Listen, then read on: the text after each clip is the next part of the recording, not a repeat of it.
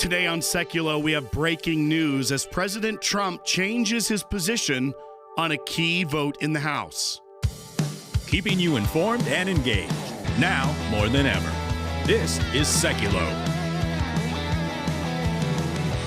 We want to hear from you. Share and post your comments or call 1-800-684-3110. And now your host. Welcome to Sekulow. Will Haynes here, joined in studio by Jordan Sekulow.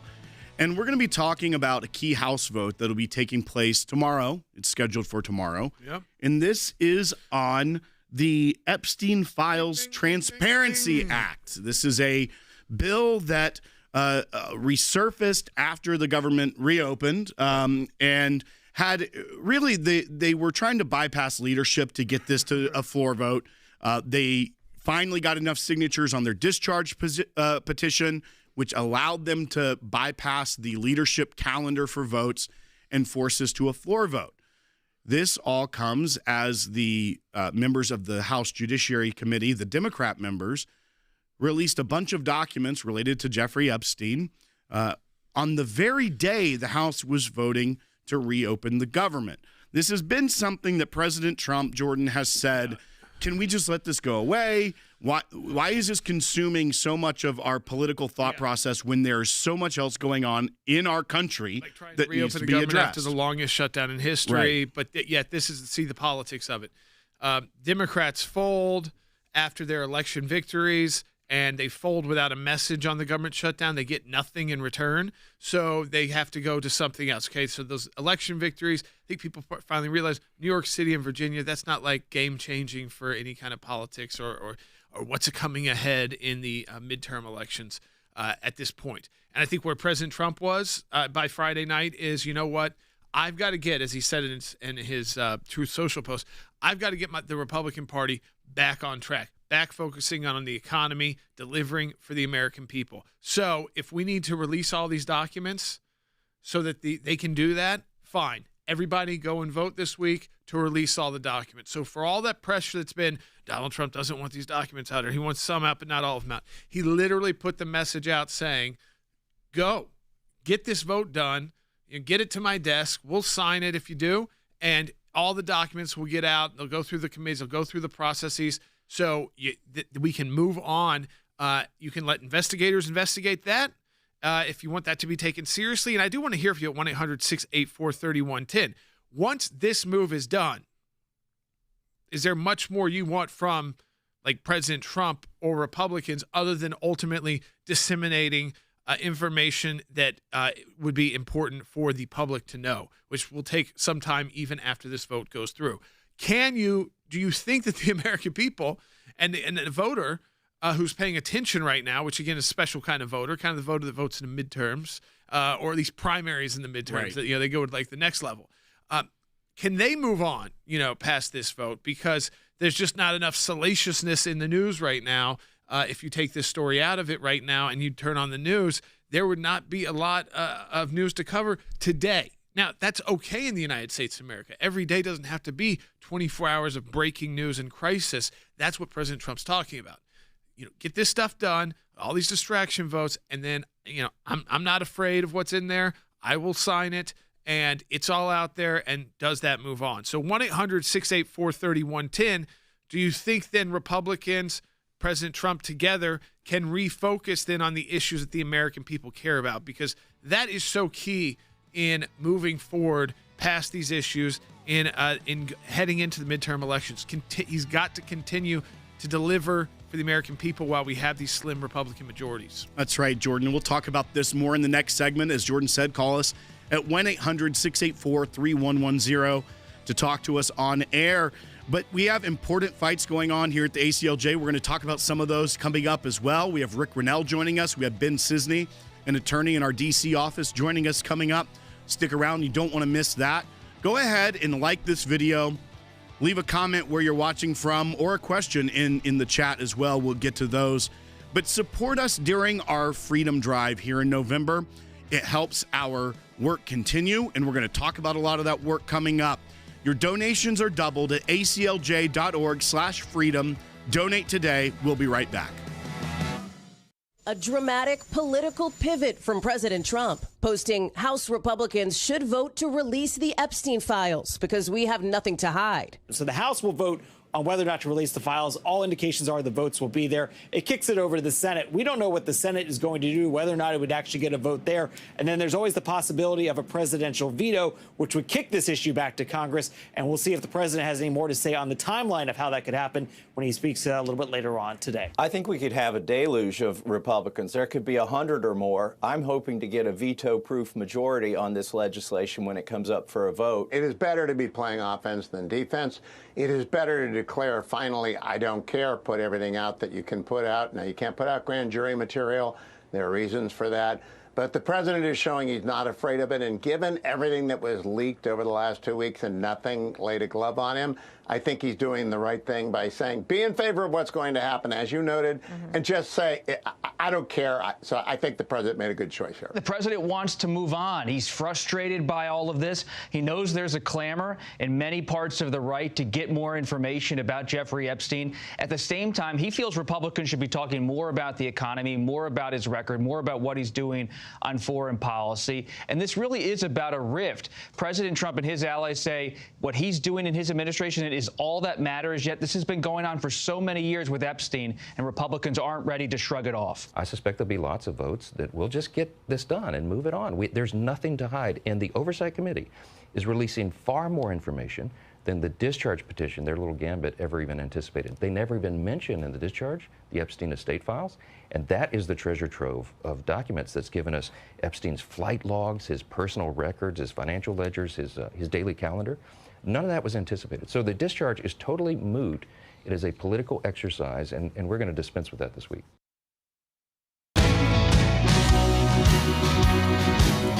Welcome back to Sekulow, and I'm joined in studio by Jordan Sekulow. We're talking about this vote that'll be happening tomorrow in the House. This is a discharge petition that is brought by members of the House when they want something voted on. They want a floor vote on a piece of legislation, but the leadership hasn't set it in the calendar. Oftentimes, it's used by the minority party that can get a few in the majority on their side to force a vote on a piece of legislation. It doesn't mean it will pass necessarily. In this case, we assume it will. And the president has now said, go ahead and vote for it.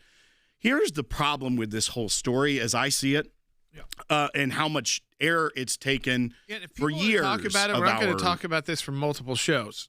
So if this is your chance at 1-800-684-3110, and if you don't want to talk about it, I'm totally cool with that too. We thought we needed to address it because it's become a story that now the president has said, fine, vote, get it all out there. So I think it's become a different kind of story, but I do want to hear from people if you think that, now that we can kind of move past this, that the president said, get it all out there, there's nothing I'm afraid of.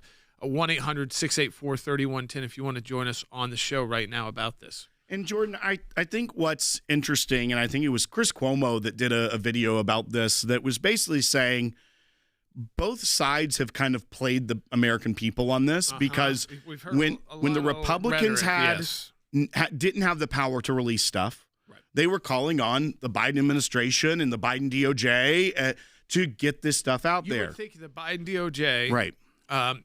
If they thought that there was truly anything that was really damaging, not just these things, even though we've read in the last 2 weeks, that's probably not enough, right? I mean, it's not damaging enough. It's kind of like you don't even know if it's you have to take Jeffrey Epstein's word for it, which is not someone. And Michael Wolff, by the way, of writing down what he was writing, exactly, or was he spinning things? And so, at this point, we do know that from people that have said anything about interactions with Epstein and Trump, that Epstein was the bad actor and that their interactions with Trump were nothing but professional, if not more than professional, because some of these people that Epstein would hire initially worked for President Trump, which is how he eventually kind of moved him out of the Mar-a-Lago scene and said, no, I've told you to stop doing this, stop hiring these people. They're all disappearing. And so you're out. You're not coming back here anymore. Whether he's a member there or just came there as part of other members in the Palm Beach scene, I think we get too affixed in those lines. But the truth is, the president has said, get it all out there. Go vote. I'm done. I'm done trying to tell you that this is a. I do think it's a distraction issue, as what President Trump said. But if we need to be distracted by it by a few more days, so that we can then get to back to doing the business of the American people now that we've got the government back open for at least a couple months here. Let's get back to doing everything we can for the American people through the end of this year. And I think it's also important to look at the context here now that Democrats have all of a sudden, after for years mocking Republicans and conservatives that said this is such a conspiracy theory, there's nothing there. Now all of a sudden they're weaponizing it. And honestly, to some degree, that is what tells me that whatever documents there isn't the stuff that people that have been interested in this story are looking for. Right. Because one, if there are very powerful people named as clients in some sort of documentation, then how polarizing this story is, that would have been leaked or used against someone because both sides have had power at this point in the timeline of this scandal. So if there was that information and someone had access to it, Washington, D.C. is the hardest place in the world to keep a secret, to actually keep something under wraps. If there was actual evidence of someone in power that had done something, or Jeffrey Epstein had some sort of leverage against these individuals, that I believe would have come out. So I think that there's the question there. We also know that the Trump administration went to court asking for all the grand jury information to be released, and a judge blocked that. So we don't necessarily know what files are here, what they are still, even by this legislation, the Epstein Files Transparency Act, what can come out. Because grand jury information, not to protect anyone in this case, but the precedent there of why a judge blocked it when the administration was like, we should get this out there, is because that is a sacred process. Right. And the public, it isn't supposed to be transparent in a way. So that isn't necessarily the judge protecting someone in this case, but it's to protect the entire grand jury process, which is a very important thing to preserve in this country. So yes, the Trump administration tried to get that out. That was blocked by a judge. Now we're here. It's been this back and forth kind of political football that I think the president, rightly so, is like, can we be done with this? Can we move on? And if there is something that can come out, if there is something the DOJ could do, then they can do that. Yeah, but why does this have to be dominating our political system when we have a lot of big issues? Well, this is what's going to be interesting. So once if the votes are actually taking place, and we see kind of how the votes come down, and it gets to his desk and he signs it, can really anybody complain anymore? Right. No. Now they can go through documents and try to find this and that will take time. But ultimately, the president is the one who greenlighted this, who said, you know what, I don't care how you vote, just go vote on this, get it to my desk, let me get all this out. And I think that ultimately that makes it tougher for the left now, because he's saying, I'm not worried about anything in here. And now the left is worried because he's talking about other people's names from the left who are also in there, the Bill Clinton types and others. And he's saying, maybe we'll have some focus on this too. And then they say, oh, I can't believe he said that. Well, I mean, you're going to dissect all these names. The Democrats will on their committees, the House will on their committees if they do get this kind of tranche of documents, and you're going to find out on both sides of the aisle. The truth is, I'm hoping that this lets us move on so that we can start actually working on legislation and reforming legislation that actually benefits the American voter who got these people elected. So, Jordan, as we also move ahead, and that we need to come out and in very big numbers again in the midterm elections, or we're going to be giving the final 2 years of President Trump's presidency away to the stonewalling of the left. Jordan, when you also look at the things that are going on in this country, yes, if there's a major scandal with people that need to be prosecuted, sure, of course, the DOJ needs to go after that. Actually, you see, I think that we're just a lot more skeptical about it now because the DOJ's been going after senators. They've been going after Donald Trump. At the federal level with Jack Smith, they have had. And Crossfire Hurricane. I mean, God, we were part of that. Mueller team, President's legal team, and then of course impeachments after he's even in office. I mean, we did the first one when he was in office. Chief Justice was there. Second impeachment, he's not even there. I mean, and so they're looking for another impeachment opportunity. It's all ways to basically prevent his administration from moving forward with any lasting change. You can keep doing executive orders. You keep running the executive branch. You can do a lot that way. It can just all be reversed very quickly if Republicans weren't to maintain control of the presidency following this president's term, which we're still 3 years away from finishing. Yeah, and I think what the Democrats have missed in this story of why conservatives were interested and concerned about the Jeffrey Epstein scandal the entire time is that conservatives and Republicans and the ACLJ and groups like ours have been concerned about human trafficking for a long time. Yes. The left has not. That was why this story mattered. Remember we talk about those issues with immigration and they would say that we're crazy and that we're making those stories up? What you're seeing is, Jordan, this they do movies about it. They say those movies aren't real. That trafficking is not happening. Headline from this morning. Missing Florida kids among the 122 rescued during Operation Home for the Holidays. Yeah. Federal, state, and local agencies have rescued 122 missing or endangered children from Florida and 9 other states.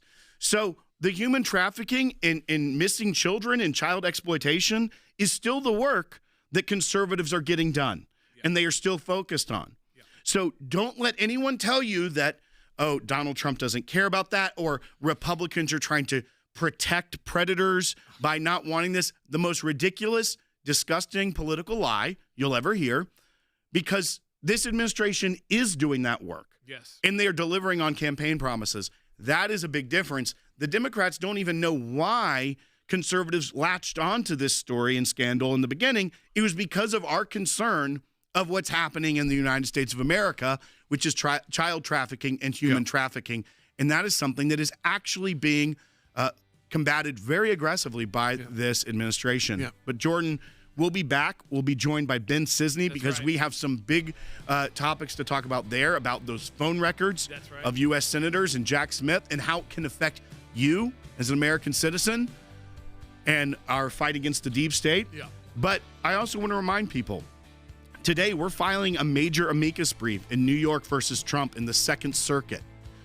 This is us putting our argument forward in court of why the government must be allowed to go after waste, fraud, and abuse, to root it out and let the executive do their job. We're filing that brief today in the Second Circuit Court of Appeals, as well as we are fighting against that city in Colorado with a lawsuit where they were not letting churches meet and citing them criminally. Donate today, aclj.org.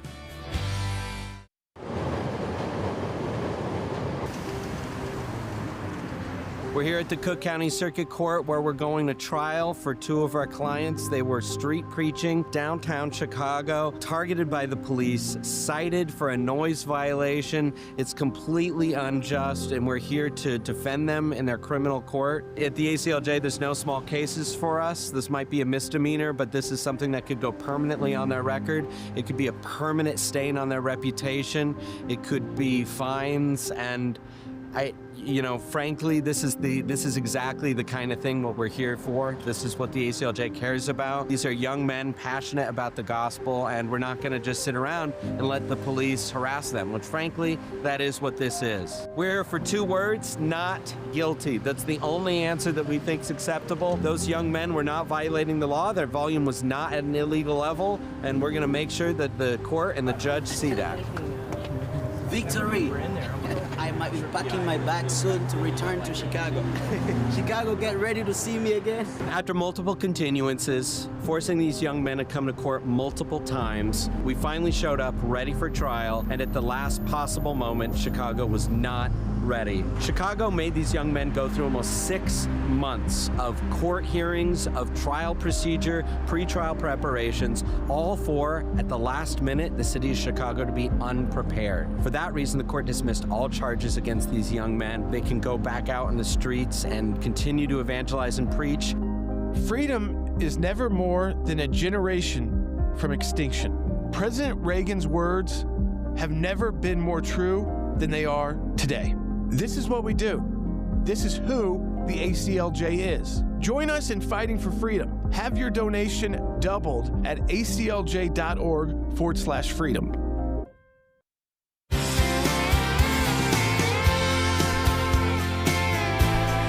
Welcome to Sekulow. Will Haynes here, joined in studio by Jordan Sekulow, and we are also joined by one of our attorneys, Ben Cisney, out of our Washington, D.C. office. And we're going to be talking, Jordan, this is about the Jack Smith scandal. There, we found out he had targeted 8 U.S. senators, 1 member of the House of Representatives, by seeking their phone logs. And fortunately, for some of the senators, like Senator Ted Cruz, AT&T was like, you know what?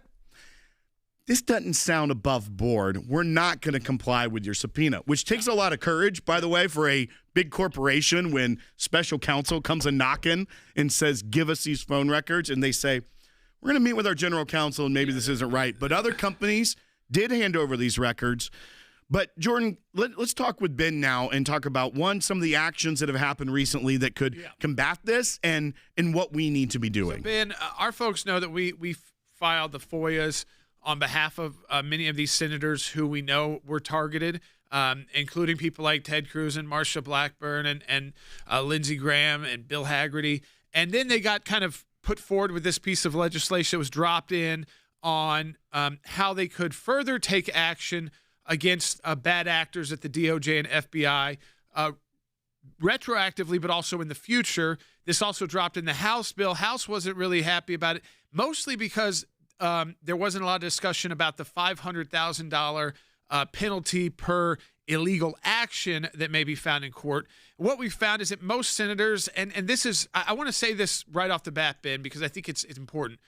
A lot of legislation looking at protecting the government from not doing these bad things or taking these bad actors would have large financial penalties attached to it as a deterrent. So that's part one. It's not about enriching senators.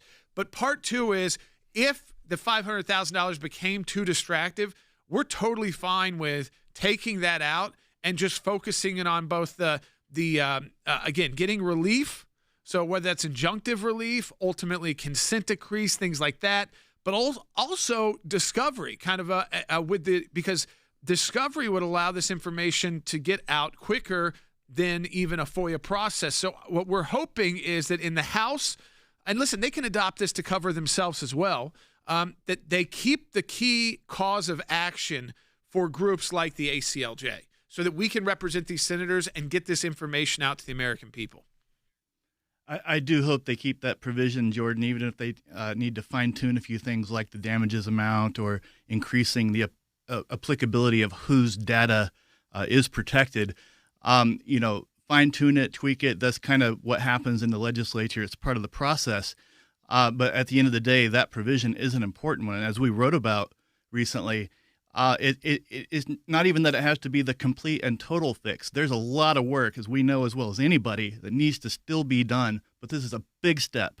It's a good step. It's a step in the right direction.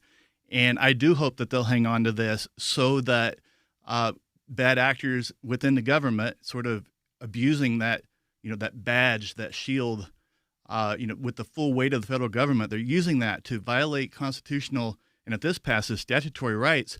We need to increase accountability however and wherever we can. This is a big step in that direction.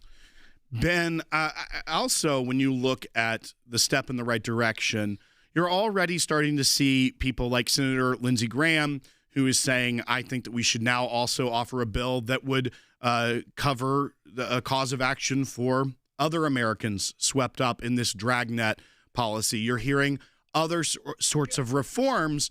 Does this, one, serve two purposes?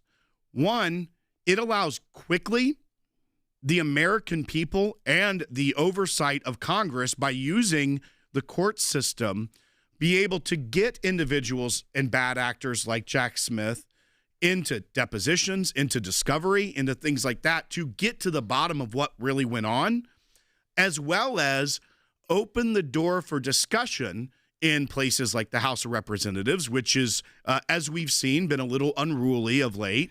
But open that door for that discussion. Now they want to talk about real reform. So I almost see this as twofold. It helps us get us in the door quickly while it's still relevant to go after these people, as well as open up the conversation for broader reform. I think that's completely right.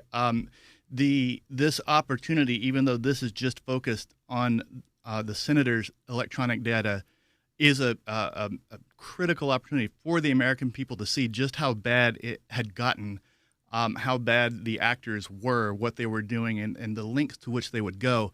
And just to make a point here, Will, if they're willing to do that to sitting United States senators, you don't think they're willing to do that to you, to any of our listeners today? If you're on the wrong side of something, we know many people have been on the wrong side of it, and we're hearing that more is coming, more news is coming. We'll see. But I think that's exactly right, and this is a nice illustration of the problem of how high and how honestly how deep it will go too. But at the same time, I hope it is the beginning of a new wave of conversation of reform. We've been calling for reform for a long time, and this is Exhibit A, and like I said, we have a long way to go.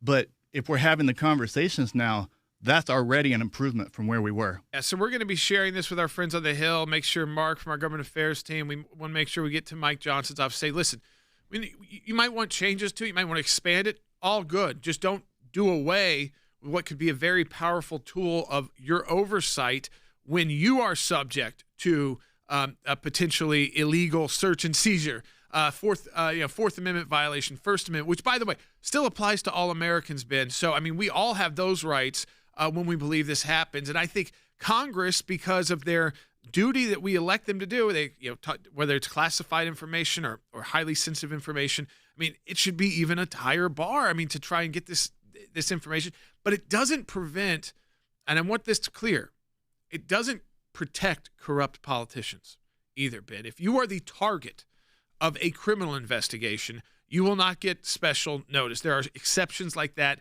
throughout even what may be this first flawed package that needs to be reformed. Yeah, Jordan, I'm glad you brought that up because that's exactly right. And because people who are opposed to this kind of accountability could easily, even accidentally, fall into the misperception that this is protecting, as kind of some kind of inside protection deal.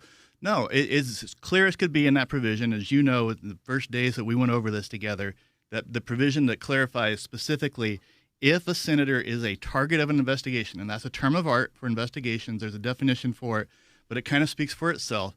If a senator is a target, the special notice requirements just don't apply, and the current status quo applies. And guess what? That's how it should be, right? And no one is above the law. We hear that. Ben, is that we could utilize a tool like this in whatever form it finalizes in. What we're really pushing is that keep it in there somehow, because the ACLJ would be happy to take those same 6 senators we're doing with the FOIA work with, and the ones who want to move forward with the lawsuit under this new cause of action, we'd be happy to take that on. And folks, you know how we're able to do that? With your resources. You donate to the ACLJ. These senators come for us. Let me tell you, I'm not going to name any names, of course, but they were coming to us last week saying, okay, how can we measure this so that we still can get to this information to see what these bad actors were doing? What happened to other senators? What happened to other members of Congress? So that's what we're talking about right now. And we can do that work if you support the work of the ACLJ today and be part of our freedom drive to double the impact of your donation. You go to aclj.org/freedom. Your donations are doubled. That's aclj.org/freedom. And that's how we continue to fight in Washington, D.C., whether it's on behalf of you or U.S. senators, to get to the truth and reform our government. Welcome to the all-new ACLJ app. Expert analysis and insight big tech can't censor. Customize your news and get real-time alerts on the issues you care about. Advocacy is now at your fingertips. Take action, make a difference. Support the causes you care about with just one tap. Be the first to know. Breaking news alerts sent straight to your inbox. Everything you need, all in one place. Stay informed, stay empowered. Download today. We are so excited to announce the ACLJ's brand new app, completely redesigned to provide you with the best tools available to partner with us at the ACLJ. You can watch the daily Sekulow program, sign the petitions, customize your ACLJ membership experience, donate with the click of a button, and receive up-to-the-minute critical updates that the mainstream media can't censor. Just scan the QR code on your screen or go to your phone's app store, search ACLJ, and click install. It's that simple. Keeping you informed and engaged, now more than ever. This is Sekulow. Welcome to Sekulow. Will Haynes here, Jordan Sekulow joining me in studio. And Jordan, we've been talking about a lot today. Yes. We just had Ben Cisney on from our D.C. office talking about this issue with the seizure of phone records. Yes, I mean, you want the ACLJ. I don't care about the $500,000. The senators I've talked to don't care about the $500,000. It's normal to put in those kind of situations. It's become a distraction. Strip it out. What we want is for those senators to have the cause of action to go to court. That court can ultimately issue injunctive relief and also like consent decrees. That means, like in the IRS cases we took on, the DOJ and FBI coming forward and saying, yes, we know this law exists. We know in the past that it appears to be violated, and it will. We know that it governs us moving forward in the future. These notification requirements, and that if we don't follow these notification requirements, there will be penalty. There are sanctions and this and that and that. Okay, so that's a consent decree. But guess what comes in the middle of that? Discovery. So if you think maybe it's more than 8 senators and a former member of the House, and a couple more, because we found out Kevin McCarthy was also involved in that early on. So can we get more of that information through discovery? We've already got the FOIA in, but the FOIA fights, that's a different kind of fight. In a situation like this where you have a cause of action for your client, the discovery process, if you could get to that point, you're going to be able to uncover a lot of information about this wrongdoing so that it does not happen again. I mean, the goal is this doesn't happen to members of Congress again, regardless of what side of the aisle they're on, and the exceptions are there to protect actual crime and fraud from elected officials, so it doesn't protect them from that, doesn't shield them from that. It's almost like I wish we didn't have to have this, but we do, because every 2 weeks we're getting new documents about how they're spying on presidential candidates, spying on senators, spying on House members.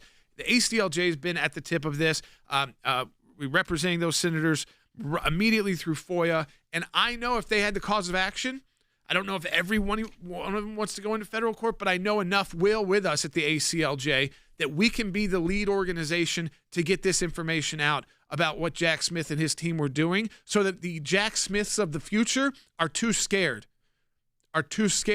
because this will be not just career ending, it could also face other penalties. Remember, this is the penalties senators can enforce. The Department of Justice and FBI can then go and look at this employee and say, wow, you violated this, and this. You're not just fired, you're in trouble.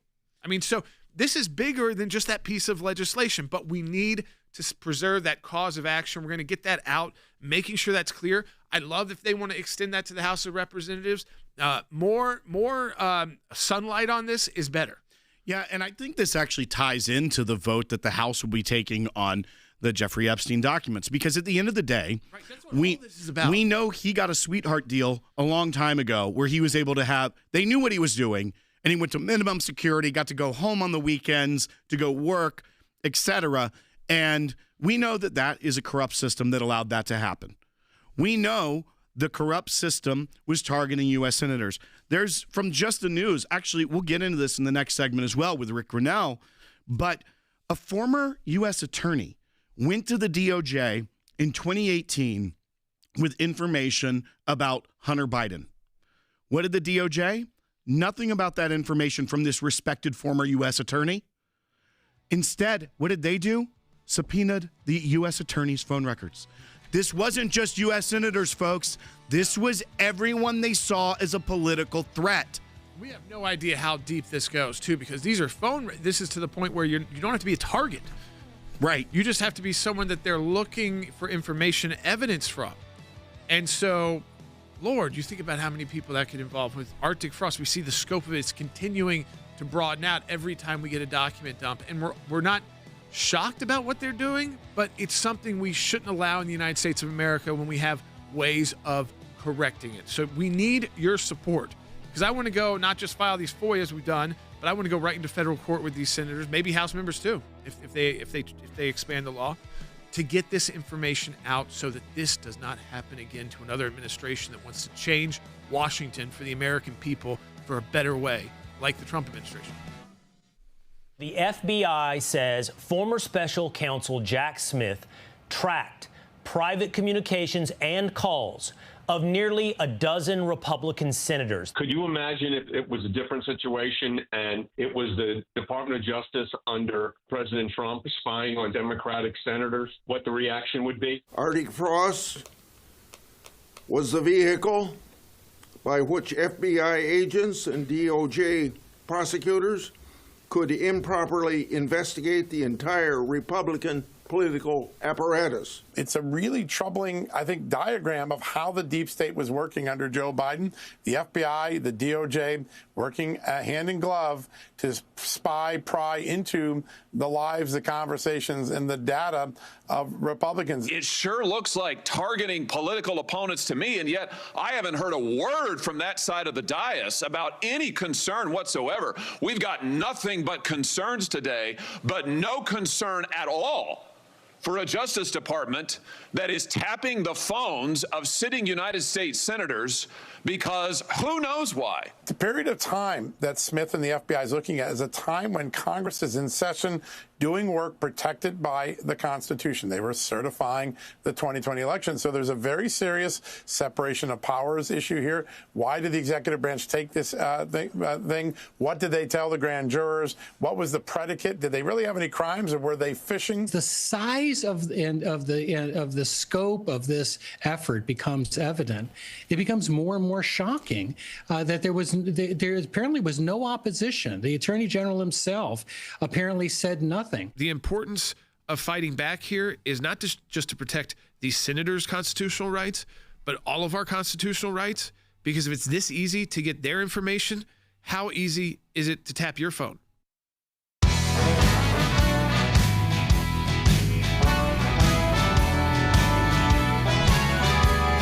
Welcome to Sekulow. Will Haynes here, joined in studio by Jordan Sekulow, and we have Rick Brunell joining us. But also, if you're watching, we'll be taking your phone calls in the next segment. Call us at 1-800-684-3110. You can talk about anything we've talked about today, or if you've got other questions about political process in D.C., now that the government is back open, etc., give us a call, 1-800-684-3110. We'll be happy to take you on air in the next segment. But, Rick, we've been talking about this situation where we knew that Jack Smith had been spying on U.S. senators and a member of the House of Representatives, that he'd gone after their phone records in his January 6th probe. But we're also 6 of the 8 of them. That's right. They've endorsed our FOIA, and if we could keep some cause of action, I know we can drop the $500,000. We can expand it to the House. We could expand it to more people. But we know that with these senators, that if we just had some of them who signed on the endorsing our FOIA, some of them comfortable taking into federal court, that we would get. Obviously, you try to get to discovery, and if you get to discovery, you get a lot more information than just through FOIA. That's right. So it's a key thing for us that we don't want Republicans to just give away because of that $500,000 that everybody said we can cut out, and we endorse that too. You can totally cut that out and still have the right causes of action here. That's right. And Rick, what we're also starting to see is more reporting about how this tool was being used by the Department of Justice. It appears to go after political enemies, not just when it came to U.S. senators, but maybe former prosecutors in some cases, everyday Americans. That is there a need for reform in the way that the Justice Department can use things like metadata that may be in a gray area as far as the way the laws have been written because of the way technology has advanced? But what do you think about this concept? Do you think we're in need of reform to kind of rein in what the deep state has been using this for? Yes. Let me just talk to you a little bit as a former director of national intelligence. I saw the lack of oversight, the lack of interest from senators to get into the details. That's one problem. The second problem is we have a whole bunch of bureaucrats who we just have to trust. They get these incredible tools, and sadly, we're finding that individuals are using these incredible intelligence tools for nefarious reasons. And so we've got to develop a system where the individuals are outed. Now, what I tried to do is to have a fast alert system. We do have alert systems within the intelligence community where someone, say, is printing some sort of information or maneuvering it from a classified computer to an unclassified. Those are immediate red flags. But I have to tell you, even when I was DNI, we caught a couple of people doing very shady things, and we turned them over to the FBI, and Chris Wray at the time refused to prosecute. They go out to the home, they listen to the excuses. I had one individual case where someone was literally writing very specific information from classified information, distorting it about the President of the United States. And he also had up on his unclassified computer half of a news article where he was transposing the classified into his own unclassified, using classified information, and he was about to send it to a very left-wing NGO. We caught him. We immediately shut off his access. But when we turned him over to Chris Wray, for whatever reason, he wasn't prosecuted. That's either DOJ, FBI, or some local judge. And so it's not an easy fix. We have the tools. We know what we're looking for, but we need brave individuals to prosecute so that it doesn't keep happening. Yeah, I think this is why, Rick, you've got the tools to figure it out, but then when you're handing it over to the law enforcement officials, they weren't doing anything about it. This cause of action, again, that got so much, it's a $500,000 kickback to senators. Take the $500,000 out. That's not going to survive. None of them want it. None of them care about it. We were talking to them last week. But what we would have is a cause of action for those senators to go into court, represented by ACLJ. You're taking on Department of Justice, but in a more friendly way, because this is, again, something they've also tried to get at. And then you get to a discovery process, and the discovery process is you are able to uncover potential more wrongdoing, others that may have had their information taken that shouldn't. That could have been people inside or outside the government, by the way. That could be, and then ultimately the consent decree that has to be signed by the DOJ and FBI, saying understanding that there's now a law in the books that if they do this and they don't follow this correctly, that they are in violation. And then I think, Rick, it gets to that point where DOJ and FBI can then determine how they want to handle those who are violating this law through their own potential recommendations for prosecutions that may come from other intel agencies or departments. Look, one of the things that I've learned is because there's so many different pieces is that light and sunlight is one of the best ways to make sure that we're watching this. Having an intelligent conversation about this issue here on ACLJ, people talking about it, petitioning their elected officials, other people just beginning to put pressure on all of the various elements of law enforcement. That's how we're going to solve this. It is not an easy fix. If it was, we would have already fixed it. But we do need brave Americans to stand up and say, look, this individual is abusing the system. We have to have great tools, intelligence tools, but we also have to have great systems to out those individuals who are abusing the system. And I just don't think we're acting fast enough. Well, and Rick, to me, this reminds me of the Tea Party scandal, which we represented a bunch of Tea Party groups. We sued the government. We fought hard. Jordan testified before Congress how many times? I mean, dozens of times. And we fought for years. And what did we get? Well, we sued the government, and we got a consent decree in court, which said the IRS can never do this again. Now, the IRS still processes nonprofit organizations. Like, that is a core function of what they do. We've done work for a nonprofit organization who've been processed through, but we haven't seen it at a mass level. Time, when we fight back and use the law, we can fix broken things and ensure that bad actors can't use systems. As the Washington Post, so not Washington, Washington Post said, Rick, we gutted the IRS tax exempt division. The ACLJ was responsible for that.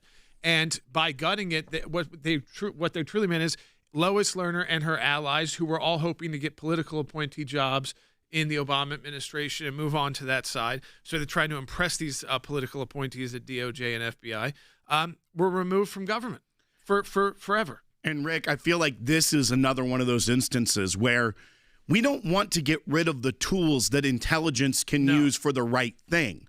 What we want to do is ensure that bad actors are using the tools for the appropriate thing, not for going after their political enemies. And I think we have a unique opportunity here. This is a challenge to use a scalpel, not an axe. Right. We have to make sure that we get it right. And we need to have brave politicians and judges who will dig into the details so that we can find the solutions. Yeah, absolutely right. Rick, and we appreciate you because he's coming from that other, having to see it from the intel world where everybody's saying, what are you doing here? What are you doing there? We always are trying, there's always that back and forth. This is very straightforward. It's that if you are not a target of investigation and you are an elected official, let's say the House broadens it out to the House and the Senate, and I would encourage them to do so. And so you are not a target of a criminal investigation, and yet the DOJ, FBI, federal law enforcement goes to get your phone records. You must be notified. Did it say that they won't get the phone records? No. But you must be notified so that you could object, so that you could ask more questions. And then, of course, if you are a target of a criminal investigation, that is excluded because we know that there still be people in our imperfect but best system in the world that do get elected who do then commit crimes.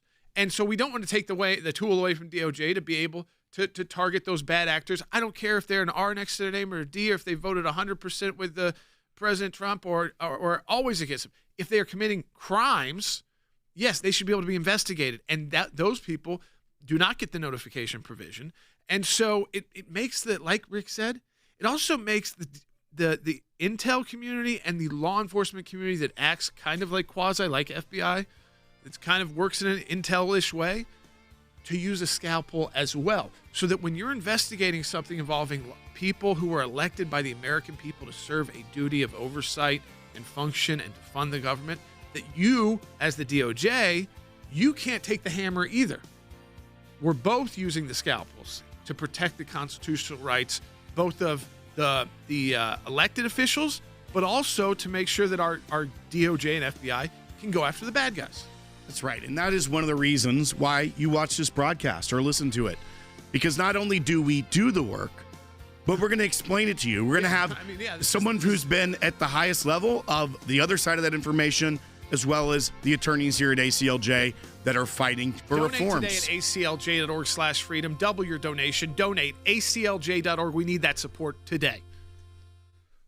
A dramatic political pivot from President Trump, posting House Republicans should vote to release the Epstein files because we have nothing to hide. So the House will vote on whether or not to release the files. All indications are the votes will be there. It kicks it over to the Senate. We don't know what the Senate is going to do, whether or not it would actually get a vote there. And then there's always the possibility of a presidential veto, which would kick this issue back to Congress. And we'll see if the president has any more to say on the timeline of how that could happen when he speaks a little bit later on today. I think we could have a deluge of Republicans. There could be 100 or more. I'm hoping to get a veto-proof majority on this legislation when it comes up for a vote. It is better to be playing offense than defense. It is better to declare, finally, I don't care, put everything out that you can put out. Now, you can't put out grand jury material. There are reasons for that. But the president is showing he's not afraid of it. And given everything that was leaked over the last 2 weeks and nothing laid a glove on him, I think he's doing the right thing by saying, be in favor of what's going to happen, as you noted, and just say, I don't care. So I think the president made a good choice here. The president wants to move on. He's frustrated by all of this. He knows there's a clamor in many parts of the right to get more information about Jeffrey Epstein. At the same time, he feels Republicans should be talking more about the economy, more about his record, more about what he's doing on foreign policy. And this really is about a rift. President Trump and his allies say what he's doing in his administration is all that matters, yet this has been going on for so many years with Epstein, and Republicans aren't ready to shrug it off. I suspect there'll be lots of votes that will just get this done and move it on. There's nothing to hide, and the Oversight Committee is releasing far more information than the discharge petition, their little gambit, ever even anticipated. They never even mention in the discharge the Epstein estate files, and that is the treasure trove of documents that's given us Epstein's flight logs, his personal records, his financial ledgers, his daily calendar. None of that was anticipated. So the discharge is totally moot. It is a political exercise, and we're going to dispense with that this week. Welcome to Sekulow, final segment of the broadcast today. You still have time to get your phone call in, 1-800-684-3110. We've had a lot of people listening today, not a lot of people calling, but go ahead and call. Information. Right. And again, we're not going to jump on you. So if you've got questions about this, please call 1-800-684-3110. If you've got questions about why you want to preserve that cause of action and the $500,000 that kind of became the distraction issue there, we've tried to explain that thoroughly. We've also got a blog up on ACLJ.org that we wrote on Friday evening to help people start understanding why, hey, don't just do away with a cause of action like this. Let's, if you need to refine it, you want to expand it to the House, great. The House can do that. Senate can't do that. So do that and take out that $500,000. Fine with us. Here's what we need in there. We need the cause of action. We need the ability to get the ultimately discovery, consent decree, injunctive relief if necessary. And those points are all in there. More refinement, they can come to us for assistance on that too. And we'd be happy to represent the senators who we know have been targeted. That doesn't cost them anything. It doesn't cost their taxpayers. They're not using taxpayer funds. They're using the ACLJ and to go and to utilize that cause of action. So we want to try and preserve that in a form that we can utilize to further really illuminate the deep state and then take more of the bad actors out. Let's take as many bad actors out and put as many safeguards as we can in the time that we've got these majorities. Let's go ahead and go to the phones. We've got Wendy calling from California online too. She's calling related to what we led the broadcast with about this vote on the Epstein Files Transparency Act that's supposed to take place in the House tomorrow. Obviously, if it passes there, it'll go to the Senate, and then if it passes there, to the president. But Wendy, you're online too, calling from California. Go ahead. Yes, I'm kind of confused and don't understand why it's so complicated to just take care of this Epstein situation, what all the legalities are behind it, and why it seems to be so here's difficult. You got complications. Jeffrey Epstein is dead. One of the main accusers also dead. That main accuser, by the way, who also worked at Mar-a-Lago, was teed up with the question if you wanted to go after Donald Trump, whether it was true or not. And she said no. Donald Trump was always professional, always kind, and you'll hear that from basically all of his staff, any of his properties or facilities that the Trump organization operates around, whether that's Mar-a-Lago or other country clubs and places and hotels. And I hear that all the time too, not just with him, but like, you play golf, they say, oh, you guys did this. Yeah, how's it when he's out here? And the caddies will be like, oh, he's the greatest. He's the best. So that's part one. Part two is this is investigation information. Right. And the government is not supposed to release a bunch of people's names if they weren't charged with the crime, but it sullies them. So we have protections against that. Now, Congress, if they believe the oversight is so necessary, that this is so distracting, so important to the American people, that we need to go around that, still try to protect those who are guilty of no crimes, guilty of nothing, while at the same time, I think the president endorsing it, saying, listen, he knows his name is being used by Jeffrey Epstein a lot. So much to the fact that it actually kind of underscores that Jeffrey Epstein looks like he was just spiraling, like we were talking about, writing 1,000 emails about Donald Trump. I mean, just anything to try to get out of the situation his bad actions had got him into. But second is like random people's names we try to protect, not just important people, like, that have no bearing on any wrongdoing here, weren't investigated, but were in one, in some email, in some document, some receipt. Because in America, even with our legal system, we try to protect you from being basically a reputation destroyed by the government without the government actually having to prove that you committed criminal wrongdoing. Well, and to that point as well, Jordan. So you don't just release this kind of stuff. What you brought up. Then you've also got grand jury information. Remember, that was leaked to committees. Now, again, you've got to have a lot of things pass through Congress, and then it's got to be go through. And most of that is not to protect the politicians, by the way. It's to protect you and me, the citizens who don't have that kind of standing at the federal level. And where it also becomes tricky for precedent with the DOJ yes. is that because he died before facing his trial, right. he was just an indicted. So this wasn't so even right. there, even with him, you can't. I mean, you could talk about what he had accepted responsibility for. He had pled guilty to crimes before, served time for that.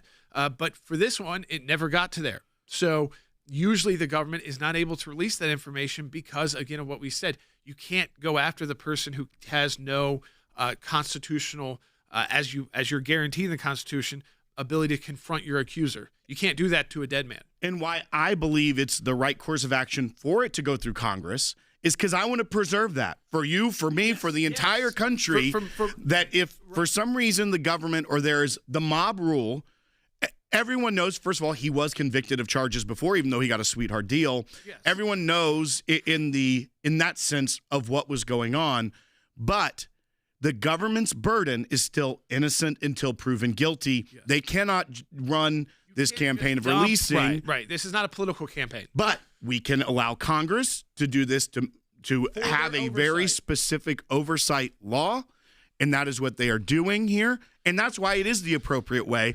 Instead of just saying, DOJ, give us everything into the public searchable database, because that brings up ethical questions that could affect what happens when it's a political enemy and they just want to sully their name. They did a lot with that with Donald Trump. Yeah. They tried as much as they could.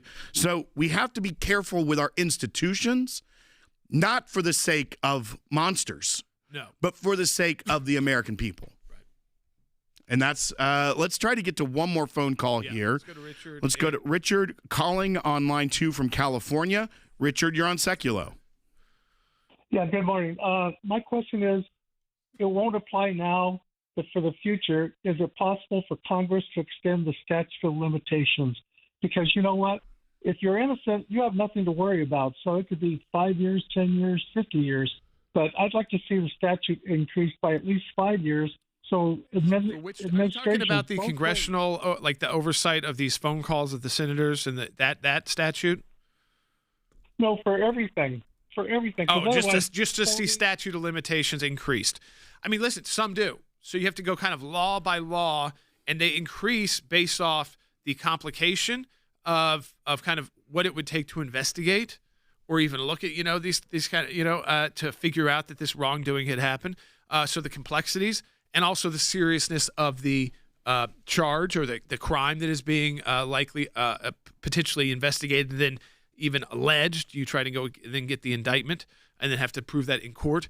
But I mean, statutes of limitations are never at one level. So I mean, there's statute of limitations that are almost endless for some crimes, and then others. But basically, the lesser the crime, the smaller, the tighter statute of limitations, or else the system doesn't work because it's overwhelmed.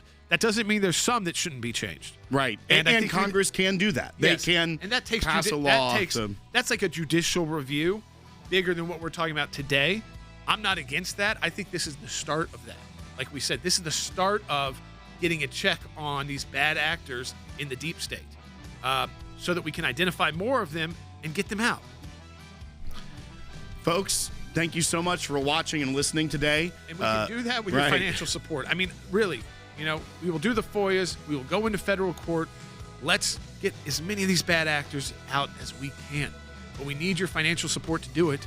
ACLJ.org. Donate today. Have your donation doubled. ACLJ.org/freedom.